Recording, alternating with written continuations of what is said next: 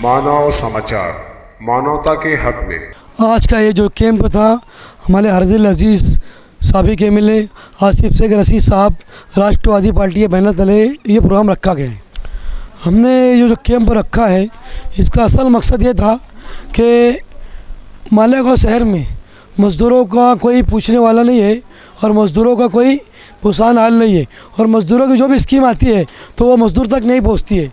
तो यहाँ पर हमने ये प्रोग्राम जो है श्रम कार्ड और आँखों का मुआयना कैंप और वैक्सीन लगाने का प्रोग्राम रखा था। ये प्रोग्राम हमने ख़ास तौर से मज़दूरों में मतलब मज़दूरों के अंदर उमंग पैदा करने के लिए उनको आगे आना चाहिए और ये श्रम कार्ड बनाना चाहिए। श्रम कार्ड के अनेक फ़ायदे पहले तो भारत सरकार की तरफ से बना के दिए जा रहे हैं, तो इसे कहीं ना कहीं ऑनलाइन, अगर ये कार्ड ऑनलाइन हो जाता है या ऑनलाइन ही रहेंगे कार्ड, तो ये कार्ड के आवाम को डायरेक्ट, मज़दूरों को डायरेक्ट फ़ायदा मिलेगा।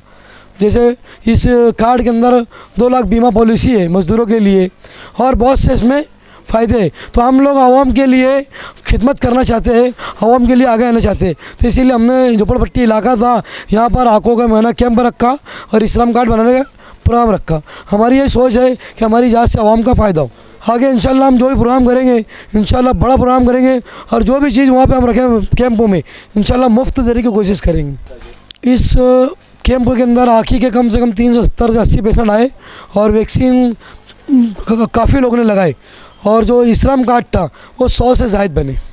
माशाल्लाह बहुत बड़ी बात है। अब्दुल मेंबर हमारे मोहल्ले से, समझ लो कि हम लोगों को कोई भी मामला हो, आधी रात को मेंबर साहब खड़े हो जाते हैं। और ये जो प्रोग्राम रखा उन्होंने एक बहुत अच्छा प्रोग्राम था।